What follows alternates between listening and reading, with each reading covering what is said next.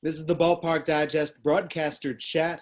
I'm Jesse Goldberg-Strassler, joined by Mick Gillispie, wearing the patriotic shirt today. Grateful Dead, right? Yes. Yeah. And Kevin Reichard from Ballpark Digest. Before we go any further, we've got Father's Day coming up. We've got great book options, purchase. We've got Football Thesaurus, Baseball Thesaurus. Kevin, there are more books that August Publications has released that people should pick up as Father's Day gifts. Yeah, those are the two big ones. So those are the ones I highly recommend. We also have Cradle of the Game by Mark Ryan, which gets a lot of interest, interestingly enough, this time of year. And we have one more copy in the office of Never a Bad Game about the Southern League. That book, I suppose I shouldn't admit this because we won't sell that last copy, but it's going to be coming out with a new edition announced fairly shortly. Very good. Mick, how are you? Doing great, man. I had my birthday on Sunday. Got this shirt right here. Got a birthday gift, and then got a pretty busy week. So enjoying the weather in Fairhope, working on my book, and I guess just like you guys, watching this baseball stuff play out. And I'm not surprised, unfortunately. You guys know that from these past shows, but it's just a head shaker. Yeah, in general, we've talked about what we have as optimism or pessimism. Is Major League Baseball coming back or other leagues coming back? On the bright side, Kevin, summer baseball has come back at other levels. Yeah, the Bismarck Larks opened the 3-pod schedule at Bismarck Municipal Stadium last night, 500 fans in attendance. If you haven't heard, the Northwoods League is one of the few summer collegiate leagues still in action, and they are working on a pod system. So you have 3 teams in Bismarck playing, including some really cool logos with the Mandan flicker tails of all things, you know. And then on July 1st, you've got a 6-team pod opening in Wisconsin. Just in Wisconsin and Illinois. So it'll be interesting to see if other teams can open the season as well, how this will play out. There's a few other summer collegiate leagues in action. The Texas Collegiate League has 5 Texas League ballparks being used for 6 teams, Amarillo, Frisco, etc. So that's a really cool use of those ballparks as well when there's no minor league baseball. And I suppose we should address that elephant in the room next. Well, but before we get there, the American Association, right? July the 3rd, they also 3 different sites, 6 teams. 6 teams, 3 sites. One of the sites is Milwaukee, suburban Milwaukee, which sort of surprises me because they're on a really strict 50-person restriction on gatherings. So I'm not entirely sure how that's going to work. Then you have Sioux Falls, which is liberalized, and you have Fargo, which is liberalized in terms of limits. So again, pods are set up, and you're going to see some travel between the pods. But by and large, I hope the fans at Sioux Falls Stadium and the Birdcage are really looking forward to seeing the Saints and the Sioux Falls Canaries match up 20 or 30 times. You know what you do to get to that 50-fan limit? You tell the team, starting pitcher has to go the distance. No reliever. Right? Don't bring a bullpen. We need to save as much space for fans as we can. Yes, absolutely. So it's an odd setup, and a few smaller summer collegiate leagues are going into action. And in terms of larger ones, the Coastal Plain League is planning an abbreviated schedule starting July 1st as well. And there may be other teams in that league added as time goes on. And that's the feeling in the Northwoods League. You may see that too. Madison and Kenosha aren't playing. They may end up playing, although it's sort of doubtful at this time. Interesting to watch where there are cases of COVID-19 spiking, where there are places that are reopening. In Michigan, where I am, suddenly we can all get haircuts. So that's happening this week for me. Mick, where you are, how open is everything around you? Yeah, well, I mean, in Alabama, and I've also drifted over into Florida a few times too, to Pensacola, but I really think that for the most part, everything's kind of back to normal again. I think there's still some restrictions on things. They had a spike in Montgomery. That's pretty far from here. You know, and so you still have to be careful, you know, be smart, but I don't really notice anything anymore. You know, like I went to the beach a couple times, and a lot of people out there, and then we went out to eat. The first time that we went to the Flor-Bama, which is a bar, right? It's actually technically in Florida, but it's on the beach between Florida and Alabama. The first time we went, you know, like it was like it's a bar, but you had to sit at a table, you know, and we went back last Thursday, and it was just normal, you know. It was like they had bands and all that stuff, so it wasn't really a lot of social distancing going on. So I mean, I really haven't noticed anything other than, you know, that one trip down there the first time. About Floribama. So Michigan and Indiana, there's the Michiana area. Makes me think of Texarkana. Oh, yeah. I don't know how many other spots there are right between states where everything just gets blended. Wisconsin. That's a very real thing. The economy of western Wisconsin is much more dependent on Minnesota than it is the rest of Wisconsin. Hey, like when we first got here, you couldn't go from Alabama to Florida without going through checkpoints. And Florida had them set up, you know, so they had them set up on the interstate where you would stop and they would check you. And so it's weird about that bar being right on the Alabama-Florida border. I mean, normally it doesn't matter. I mean, maybe for tax purposes, you know. And in Florida, you don't, I guess taxes are a lot different than Alabama because you don't have a state income tax or whatever. But now in this situation, you know, Alabama opened up before Florida. Florida had some really strict vacation rental rules and, you know, and bar rules. So Flor-Bama would be on right here, and they would have like a list of rules, and then, you know, the place next door totally different, you know, just the way that it kind of set up through this whole thing. But Florida's done a nice job of being smart, but also keeping the economy going. You know, you got to give them a lot of credit for that. On the subject of checkpoints, so I work with a team affiliated with the Blue Jays. Whenever I drive to Toronto or come back from Toronto, the questions would revolve around baseball, because I'd say, here's why I'm coming in. I'm coming in for this baseball game. I'm leaving. I was here in Canada because of this baseball game. So all my questions would be, tell me about the game. Who won? Who hit the home run in the 7th inning? Because whoever I was talking to had clearly watched the game and was like, really? Were you there? Were you paying attention? Yeah. What if you got the wrong answer? Well, I mean, then he'd say, well, what's wrong with you?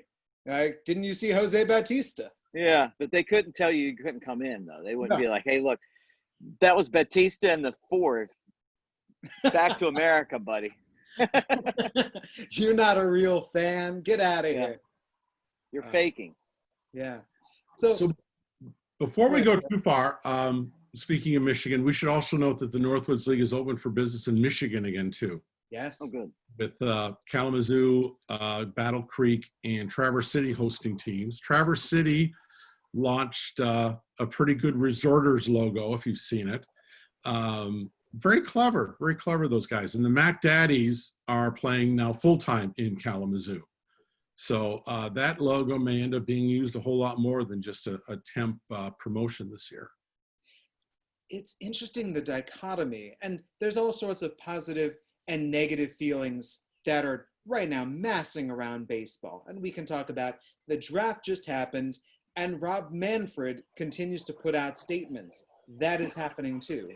But we've got Northwoods League baseball is back, and I've got tons of family in Traverse City who love the Pit Spitters. And at the same time, I can look around at different friends and colleagues. Mick is not working, and I know other different minor league baseball teams that are continuing to lay off people. So it really is, there's good news here and there's bad news there when it comes to baseball continually. Yeah, there were a whole bunch of layoffs this past week, including some very high profile broadcasters and front office people, which is very sad to see. I mean, these are people who have been at their jobs for a long time, especially those at the AAA level, you know. So they're obviously scrambling, and our hearts are out to them. It's just a really terrible time in baseball, and it's a little hard not to be discouraged on a daily basis. So, you know, more kudos to the the people who are being strong and resolute out there, and it has to get better, doesn't it? Yeah, you hope so. Jesse, I got a question for you. I saw it, just reminded me of this, and I was going to ask you about this last week. You know, I've got this policy, and I had seen where another broadcaster was laid off, and he got on Twitter and just was hammering, you know, a politician that gets hammered a lot. I'll just say that.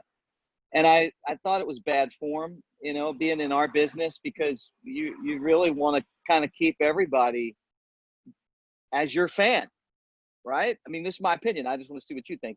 And I just try so hard to not be political on my Twitter, because I kind of feel like I represent my team, you know, and I've been told that before, you know, over the years.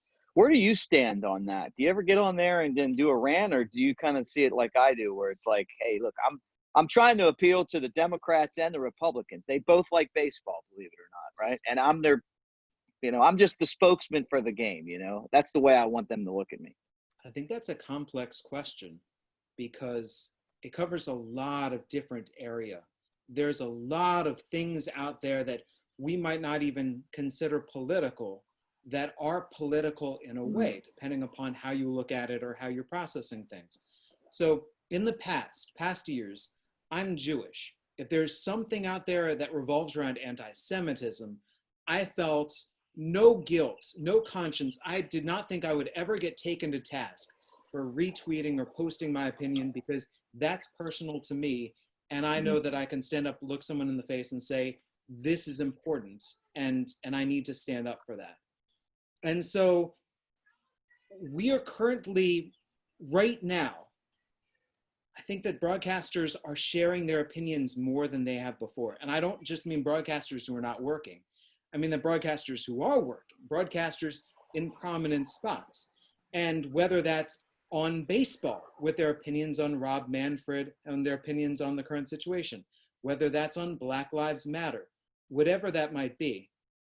So my general thought is that I really like, and I'm gonna take a different avenue here. Adam Giardino reached out about his Black Broadcaster Initiative.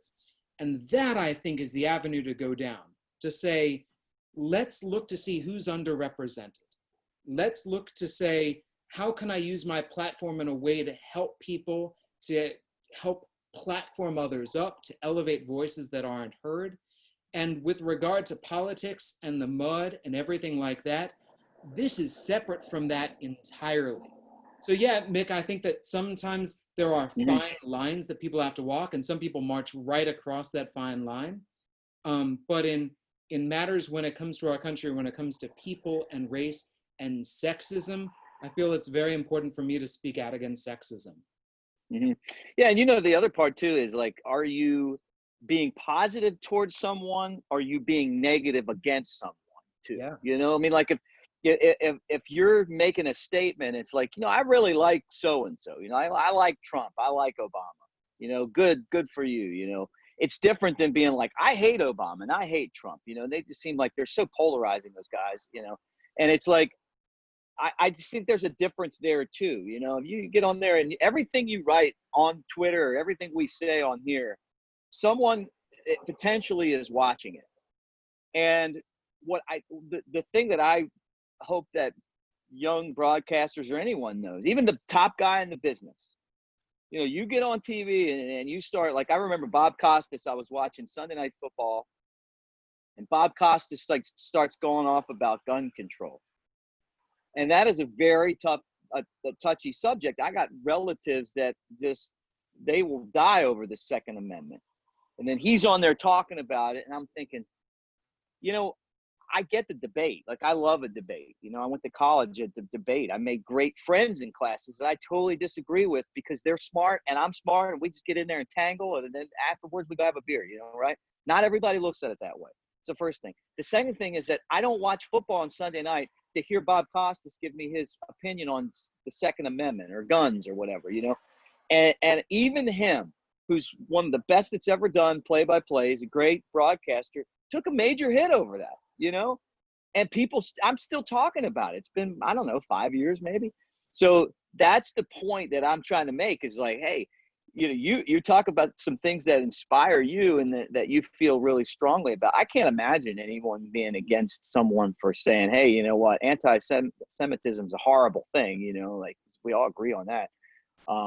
Other stuff's a little bit more like, it's not so cut and dry, but I love you're so right though, because there are, and I didn't even think of it that way, but everything's political, right? It's like you're damned if you do and you're damned if you don't. I mean, wearing a mask, depending on where you are.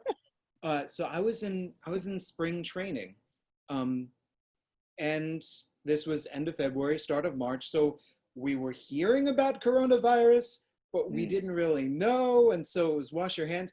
And so I just remember meeting people and thinking, should I shake their hand or not? And in general, I would feel very conflicted and shake their hand until I met somebody who said, we can't shake hands, it's coronavirus, elbow. So the different things that put us, whether at unease, at ease, it very much is we're trying to feel our way and learn and educate ourselves. I mean, I read this, there's a huge article that came out in the USA Today all about the signings and all the agreements about 12-year-old, 13-year-old players in the Dominican Republic. And I just feel it's important for me to be educated about what's going on. Yeah, no doubt. Yeah, people are making everything political now, and there's a bunch of minefields, as Mick said. I mean, something you would think would be innocent gets some really nasty responses in social media sometimes. We yesterday ran a piece on the 6 remaining Negro League ballparks, Major League Negro Leagues ballparks, and I got the nastiest response on Facebook about, I mean, the fact is COVID-19 stopped the Major League season, not looting and rioting and stuff like that. But it was all political about, well, people would rather loot and riot than go to a baseball game. And it's like, yeah, I just banned them. Wow. It was not productive. It was not anything but, this anguish cry in the wilderness. And a story about Negro League ballparks does not deserve that sort of comment. Mm-mm. And I'm glad that you write about that. I talk about the Negro League a lot on my broadcast, and you know that. And I try to retweet it because I almost feel like it's forgotten how good those players were. And it has always bothered me that they didn't get a chance to play in the major leagues. Just as a sports fan, Satchel Paige is my favorite player. He's from Mobile, which is right there. If you see, but I'm looking at it. And he probably would have won 400 games as a major leaguer. The guy was in his 50s and he's still playing, and he loved the game. He represented the game. He flew, he's in Cuba playing, and he's here and he's there, and it's like, to think that he didn't get the opportunity to play and what the game meant to, our friends and the Black community and the passion that they've brought, and then being at the Rickwood Classic and meeting a lot of the old Negro League players, man, I can't get enough of the talk about, the cool Papa Bells and Turkey Stearns and these guys like these that you didn't get a chance to see Josh Gibson, but what if we would have, what would have been like to have the Black Babe Ruth play in the major leagues? I just feel like it's guys like us that keep those memories alive, because if we quit talking about it, might not hear about it anymore. Absolutely. And it was a story that was fun to do. It's up on the site. And it's always a good day when you can write about Double Duty Radcliffe, one of the great nicknames in all of baseball. Yeah. Yeah. Major League Baseball, ESPN held its dream brackets, right? So earlier this year, they put together the best players on every single team, each franchise's all-time starting lineup. And then they followed that up with their dream bracket number 2, which was the very best teams against each other. So whether that's the Mariners of the mid-90s or the Indians of the mid-90s, the Yankees at 1998 or the 1954 Cleveland Indians, right all the way through 61 Yanks, etc.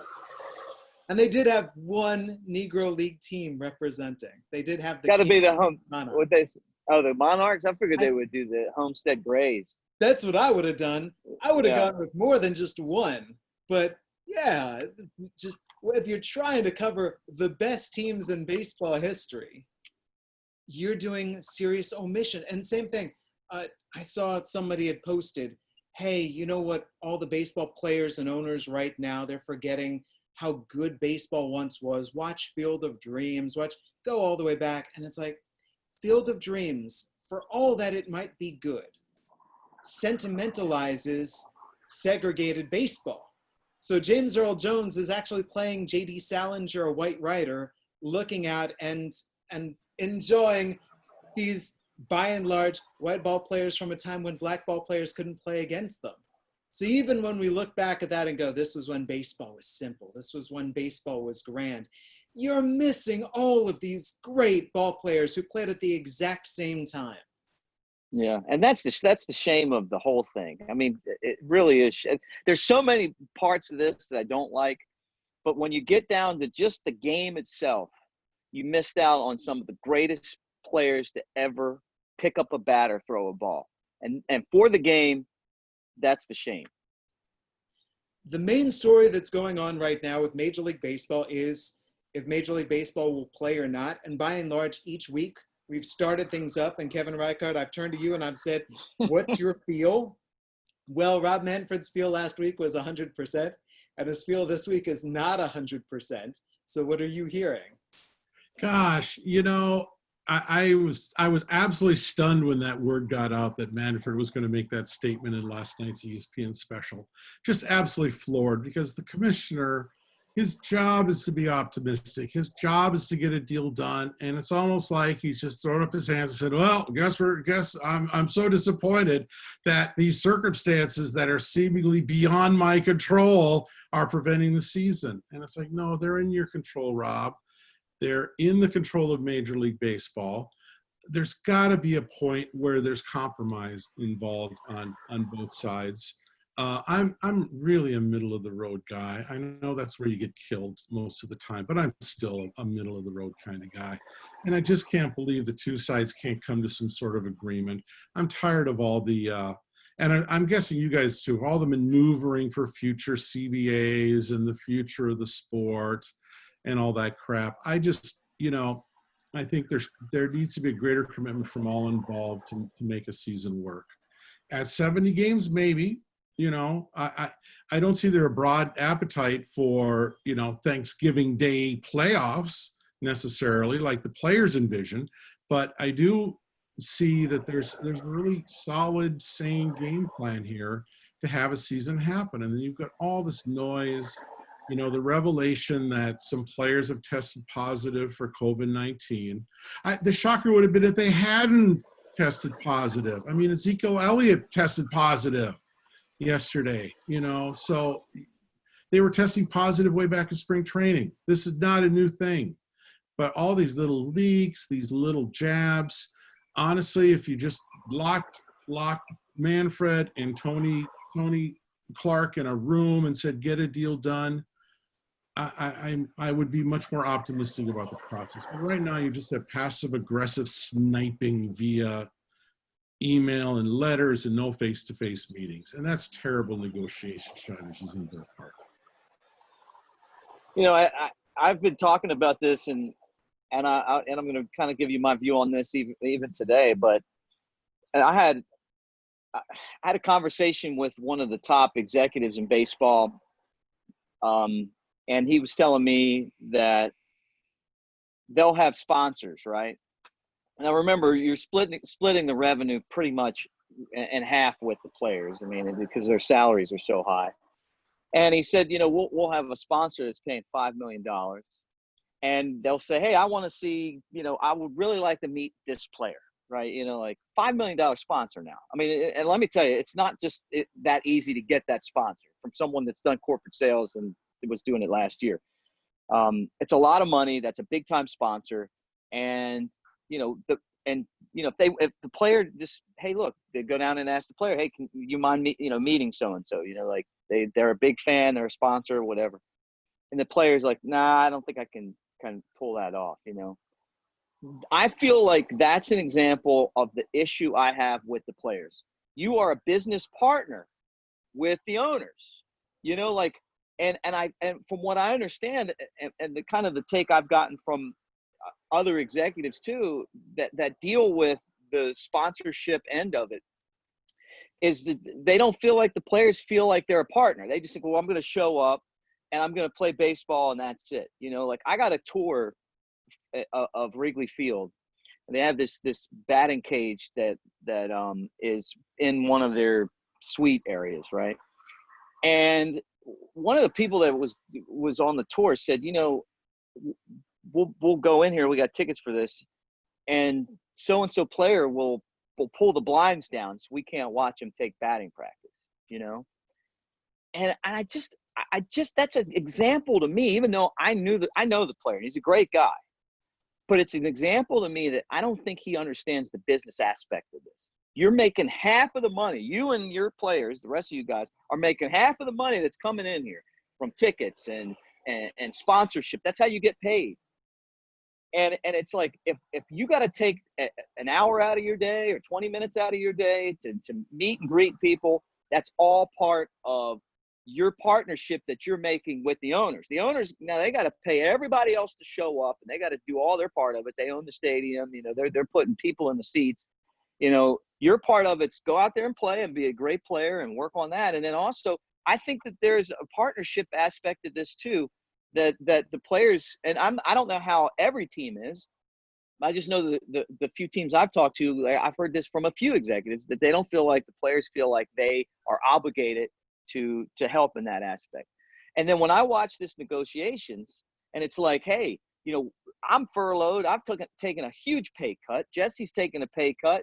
I don't know how many other people have taken a pay cut. And you hear these guys going, well, we're not going to take a pay cut. We're not going to take a prorated salary.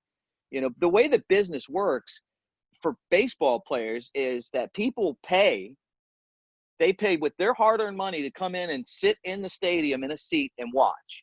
Or maybe they watch it on TV, which is the same process. It just works differently through cable, right? And I feel like that the players union is, and maybe they don't all feel this way, but the way that it's coming off to a lot of people is that they're missing the boat on this. I get it. They're not happy about their last CBA. They're worried about the next one. And maybe they're negotiating right now for the next one. But this is the wrong hill for them to die on. Now, with that said, and then the other point I want to make too is that I've seen a lot of people that I'm friends with that I think are smart, but I see them on there on Twitter and talking about political, and they'll say, well, the Cubs are worth $2 billion. They're worth $2 billion. They should be able to afford to pay these guys. Business does not work that way. Okay. I mean, I took economics at Alabama, one of the best business schools in the country, and they taught us in there. Okay, I get it. The value of the team is $2 billion. You don't have $2 billion sitting over here to pay people when you're not going to get the return on the investment, right? So it's like without the fans, and if the owner says we're 70% less right now of revenue, the money's just not there. And what happens in normal business when you don't have a guaranteed contract is you start furloughing people and laying them off right here. But that's the way it works. It's not personal. The way that the contracts are set up, you can't furlough baseball players. Like you're on the 40 man. They're getting furloughed. I mean, but the minor leaguers are being released like crazy right now. So you don't have a pile of money to just throw out, and it's not an endless pit. And some teams can't even afford to do it if they wanted to, like the Marlins. So that's the thing. Now, with that said, now I'm going to take up for the players right now. Who in their right mind would trust Rob Manfred? It's like I'm hearing too that there's a lot of teams of like the owners and some of the pretty high executives that aren't real confident in him. So it's like and I keep bringing this up because I think it's important that two of the last three World Series teams cheated to win the World Series. And maybe the Yankees are involved. I don't know. But Sounds like there's they are. rumors. Right. There's rumors that we're about to find out that the Yankees were cheating too, which is like, you're talking about the Red Sox and the Yankees, the two of the four biggest brands in the game. The Houston Astros won the World Series. We know they cheated. Nothing happened to one player. Now, one player served 1 day of a suspension or paid a fine for doing that. And that's a shame for the game. The juice baseballs, the way that they've treated the minor leagues, and they're getting rid of 42 teams. This last draft was ridiculous. 5 rounds, awful. All these guys being released, like, I don't remember the game being in a worse state than it is right now. And the owners, the players and their union, they don't trust Rob Manfred. It's so obvious. And then for him to come out and say that he doesn't know about baseball, well, I thought that all he had to do is just name a time and a date, right? Wasn't that what we were told this week? Everything he's involved in is just a mess. That they had a March agreement. And in the March agreement that they came to, that they would try in good faith to negotiate on both sides to play as many baseball games as possible. And that the owners are now saying, and Rob Manfred is now saying, we'll play baseball games as long as you promise not to file a grievance against us. Which sounds like they're totally convinced that the players would win a grievance against them. Right. They don't want to pay it. Yeah, and I don't blame them any. Part of the issue, I think, is a bigger picture issue that people tend to miss out on. And when you look at the history of baseball and the commissioner's office, Manfred is acting more as an attorney for the owners right now than he is a steward of the game. And that's a huge difference. I mean, he's a labor lawyer. He is attacking this as a labor lawyer. His number 2 is a labor lawyer. They are representing their clients in this instance. They're not looking for the good of the game. They're not watching out for the overall health of the sport. And compare that to the NHL and the NBA. There's those two sports have come back to agreements for action. I mean, a little bumpy, but overall pretty good arrangements. The commissioner's office doesn't have a ton of former players in it, and and baseball as a whole doesn't feature a lot of former players in front office positions. You look at the NHL, former players dominate front offices in the NHL and to a lesser extent the NBA, because they see both sides of the field. Baseball has a very unbalanced approach to labor versus lawyering. Yeah, and you nailed it. Sorry, just one real quick. You nailed it, Kevin, when you said, for it's about the game. The love of the game. What's best for the game? And I don't feel like any of this is what's best for the game. That was my whole point. ESPN put out a special called The Return of Sport. And Rob Manfred announced that the sport might not return. If we get to August and every other sport is playing, and there are other lower level baseball leagues that are playing, and baseball leagues are playing in other countries, and everywhere we look, there's sports going on, and there's no Major League Baseball. This is going to reflect on Rob Manfred more than it reflects on Mookie Betts. Absolutely. It'll be just another broad strike against the game. And I'm not entirely sure Manfred is close enough to the realities of individual teams to realize that once you lose fans, it's hard to get them back. I mean, It took baseball how many years to get back from the last strike? It was quite a while. Which, aren't we looking at a 2022 work stoppage as well? So if we come back, there's no baseball this year, we play next year, and then again, there's no baseball?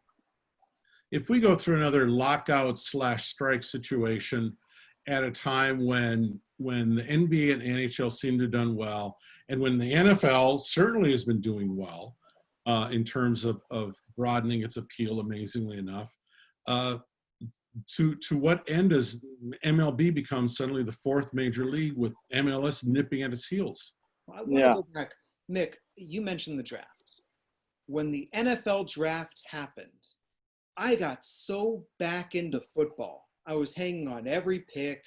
I'm thinking, all right, I'm ready for games. Let's go. I'm feeling positively about it. And we're months away from football. Potentially, who knows what happens with the disease. Okay, it's baseball draft week.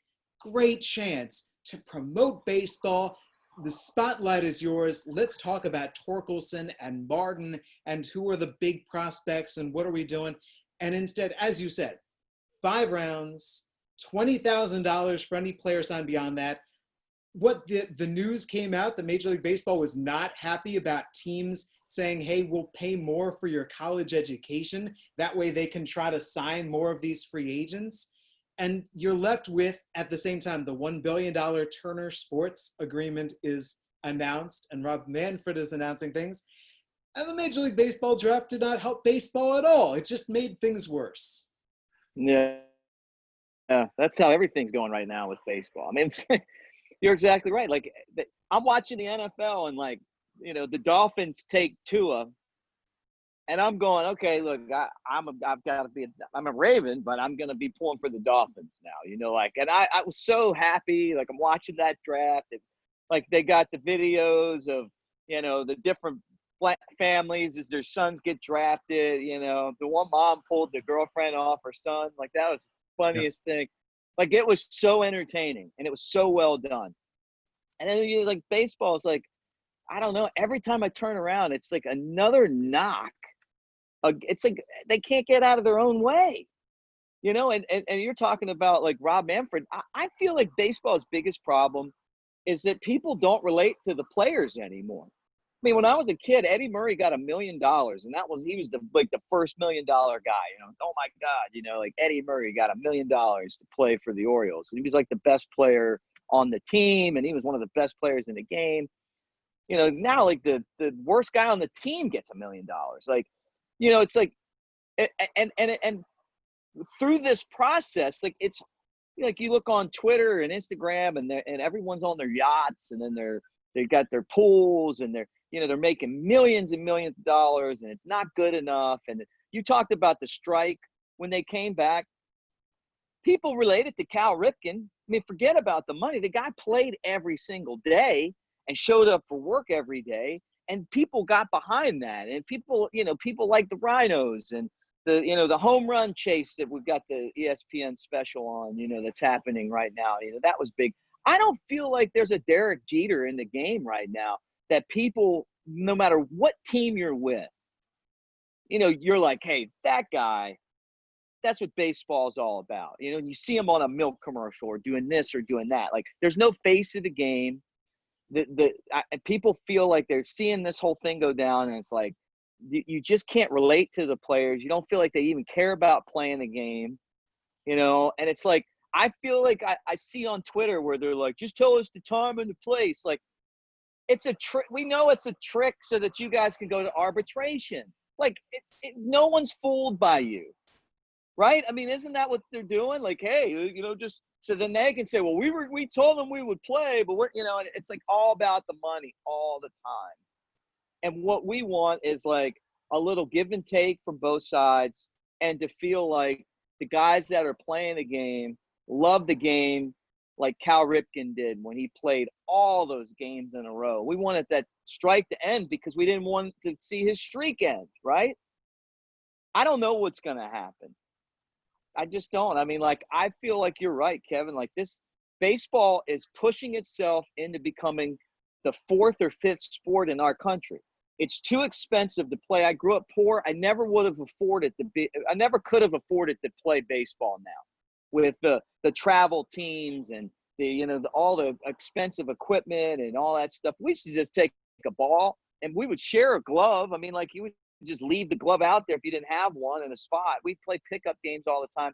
I don't see people playing pickup games of baseball. You know, it's like to play baseball, you got to have, like, you know, a $500 uniform and a travel coach and all this stuff, and some instructor that's like a former minor league player has got to teach you how to play.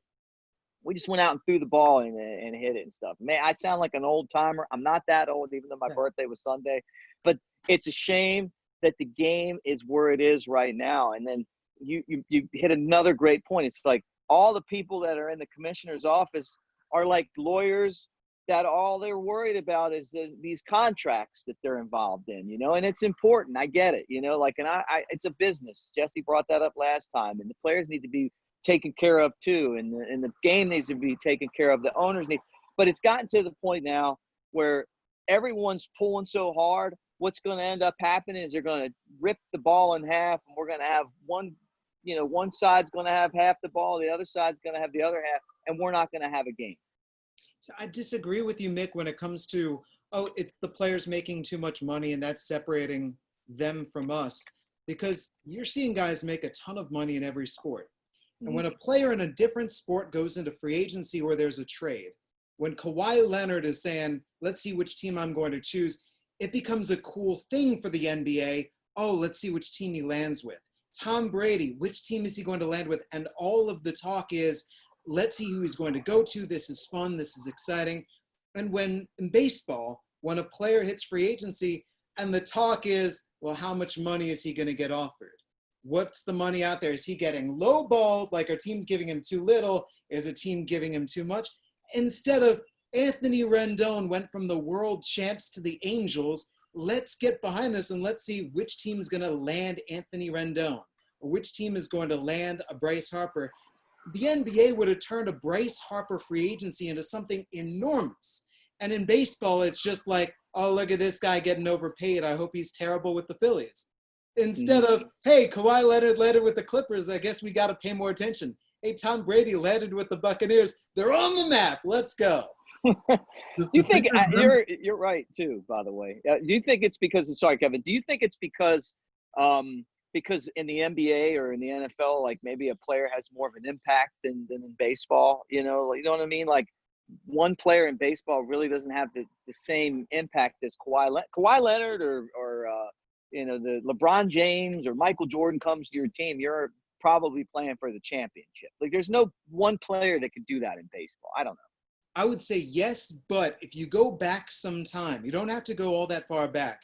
When a big player changed teams, it was a cool thing. And even when the contracts busted, when A-Rod went to the Rangers, it was cool. When Ken Griffey Jr. was traded to the Reds, it was cool. Albert Bell signs with the Orioles. It's just this feeling of, oh, big player, new team, let's see what happens. And then after the fact, then you can say, okay, now he's overpaid, he's busting. But you don't say that before that happens. Right. But in those cases, when you look at the NBA and the NHL, those sports have salary caps. And so, yes, you can have a great player move around, but inherently the system will regulate the wages. Baseball has no salary cap, and that's why you've seen some really bad, humongous contracts where teams just get outbid without any heed to the luxury tax or anything. And that's why the owners are so anxious to implement some level of salary cap past the luxury tax. Mm-hmm. And that's why the players are going to fight it tooth and nail.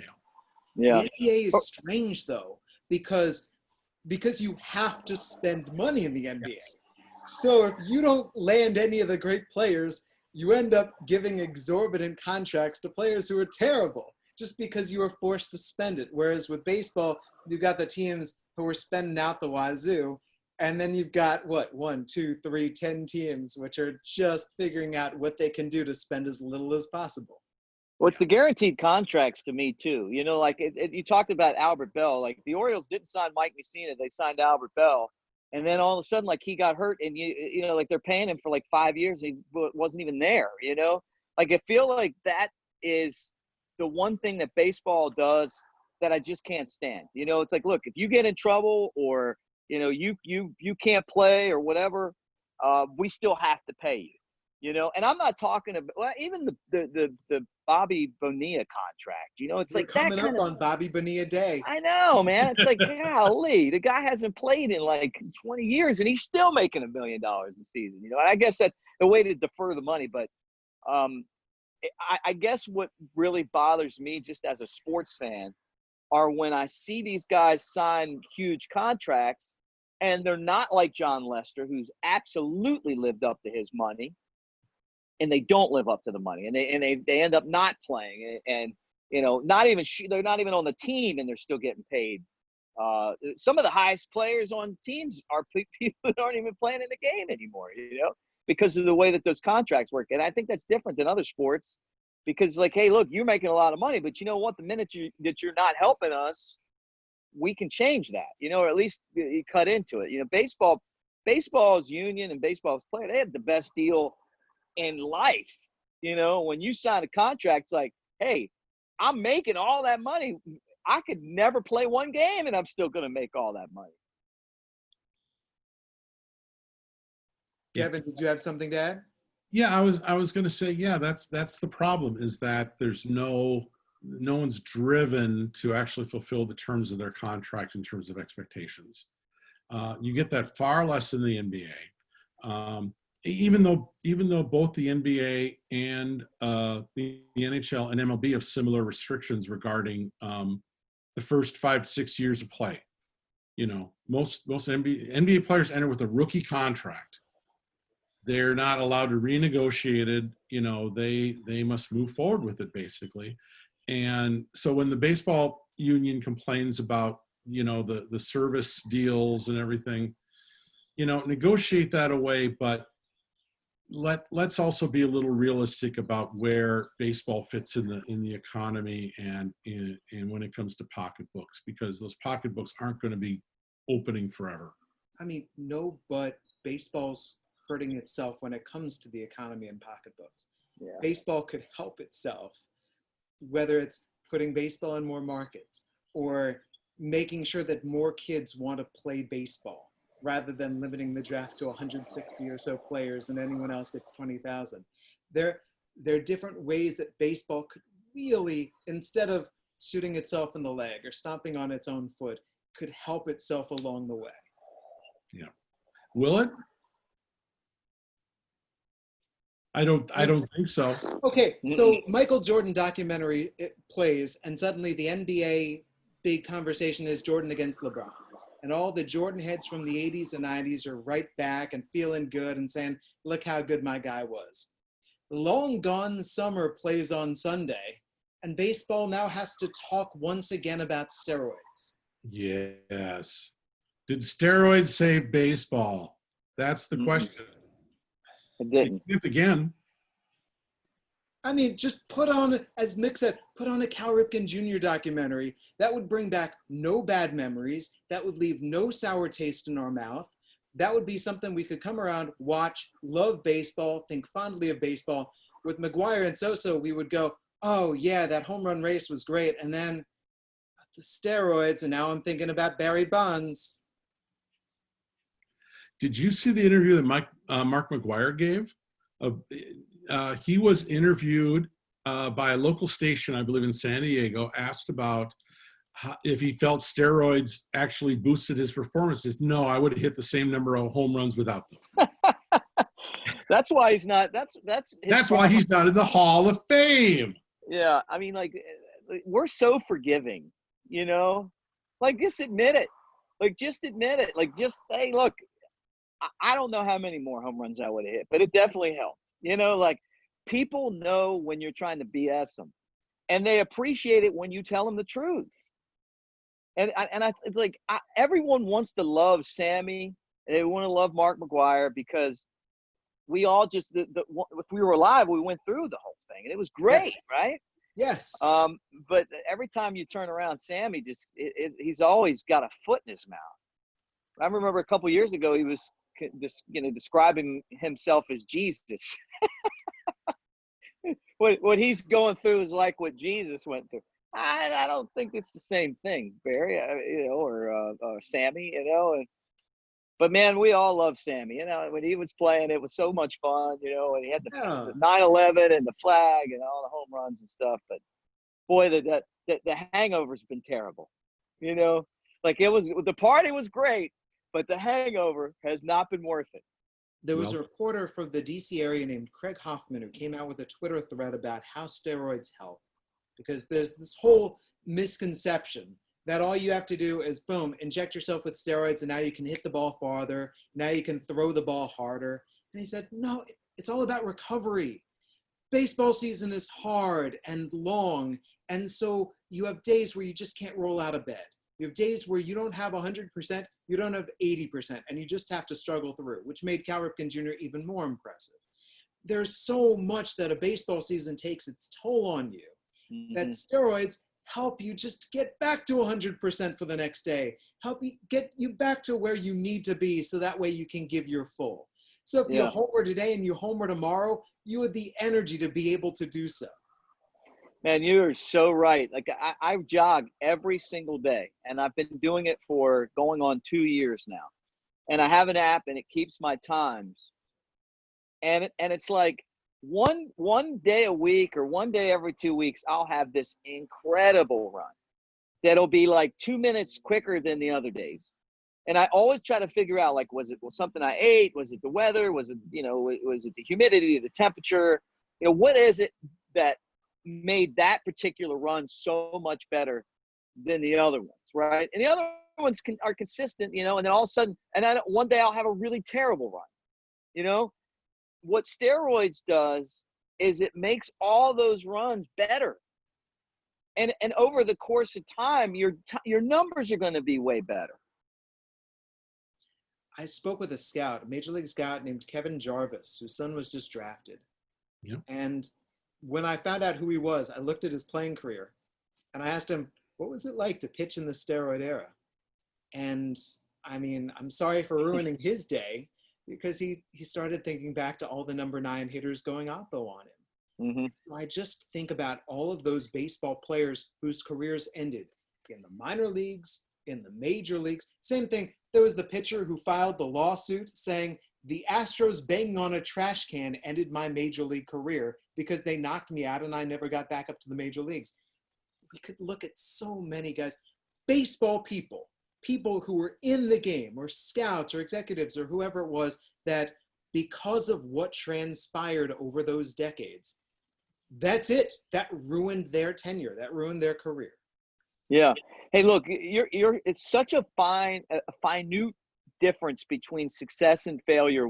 Just like you said, with the trash can and the cheating, guy on first, 1 out, you roll the next guy hits it, barely misses it, rolls into a double play, smashes it on the ground right at someone, a double play, the inning's over. Everything's different, right? That same ball glances off someone's glove, it's ruled a hit, and then all of a sudden now you're pitching out of the stretch, you're not comfortable with that, you got to face the next guy, maybe he sees you better. What could have been an inning where you face the minimum turns into, you give up 7 runs and you're out of the game. That's why cheating in baseball, knowing what pitch is coming, is that much of a difference. It matters. And I agree with you. I mean, it's a shame. I saw a player, I can't remember who it was, but one of the Braves players was on, maybe Markakis, I don't know, somebody. So one of the Braves was on stage, and he was kind of upset about the cheating. He was getting teared up in like a hot stove or something, and he was talking about one of his teammates that got that got beat by the Astros and never got back into baseball again, and he'd worked so hard after an injury to get back up. And I totally got that, and it's like with the steroids, it's like you're in the minor leagues and you're grinding it out. You're behind Cal Ripken, right? Or no, you're behind Barry Bonds. You're never going to play.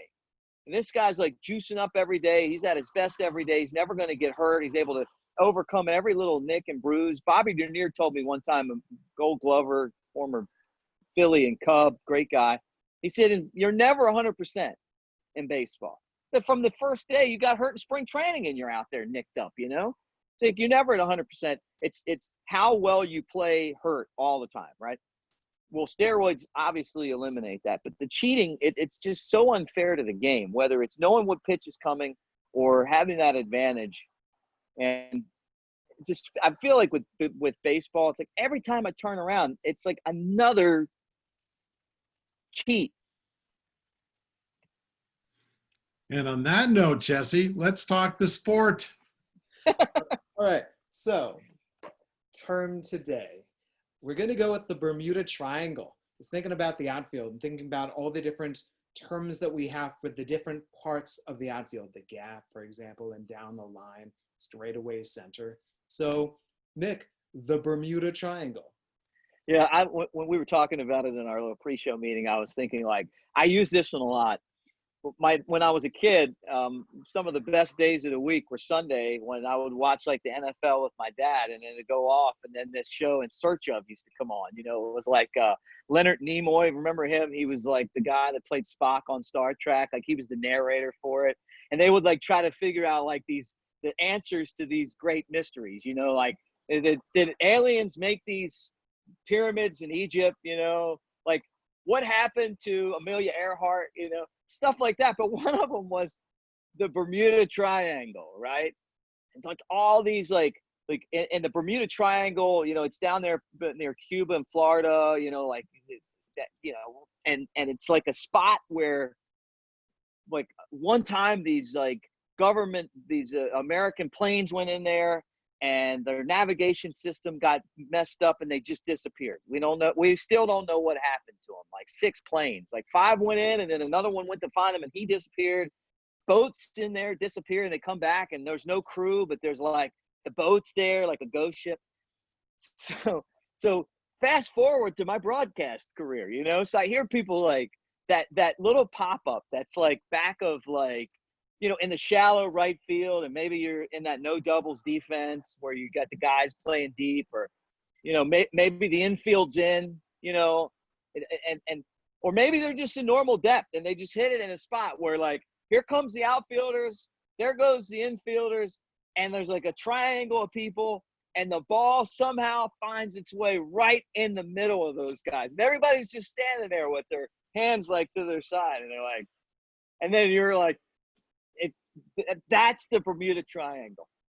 Can either of you name in the real world's Bermuda Triangle what the 3 different landmarks are, the 3 different geographical places are that are the different points of the triangle? No idea. Mick. I can picture it in my brain. I can see it. Like I feel like it's like Key West and like something and something. Yeah. We got Bermuda, we've got Miami, Florida, and San Juan, Puerto Rico. Yep. And in that triangle, that is where ships or airplanes disappear, as the myth goes. And so the Bermuda Triangle in baseball, as Mick just described, it's when you've got those 3 players. Maybe it's the second baseman, the center fielder, the right fielder. Maybe it's in left center with the left fielder, the center fielder, and the shortstop. And that's where a fly ball goes to disappear in amongst the 3 of them. You know, there's another triangle that's like on the other side of the world, right? You know, like I don't know what that one's called, but it's the same thing though, like where all the stuff disappears. Like maybe it's over by like Japan or something. I'm wondering if like in Japanese baseball, instead of the Bermuda Triangle, whatever that's called, like the ball's like kind of hit and they're all coming in for it, it falls in, and so they just call it that triangle, you know, whatever it is. But yeah, this is my favorite one, by the way. Love this one. So another term for the Bermuda Triangle is the Devil's Triangle. Mm-hmm. But when Brett Kavanaugh was in the midst of his hearing, a different definition was given to the Devil's Triangle, which after I went to Urban Dictionary to learn that one, I've tried not to use it in my broadcast anymore. Probably a good idea. Yeah, so Bermuda Triangle, it remains. That is our term for today in terms of your baseball thesaurus talking baseball. Well, that'll do it for us. Boy, we covered some topics today. There's Major League Baseball, there's Minor League Baseball, there's the Summer Wooden Bat Leagues, there's independent baseball, there's what's going on. Will we see any Major League Baseball this year? There's what happened with baseball in 1998 in the long gone summer and more. Hey, all right. But on the bright side, here's to good company. Mick Gillispie, Kevin Reichard, thank you very much. Thank you. Thanks, guys. I'm Jesse Goldberg-Strassler. This is the Ballpark Digest Broadcaster Chat.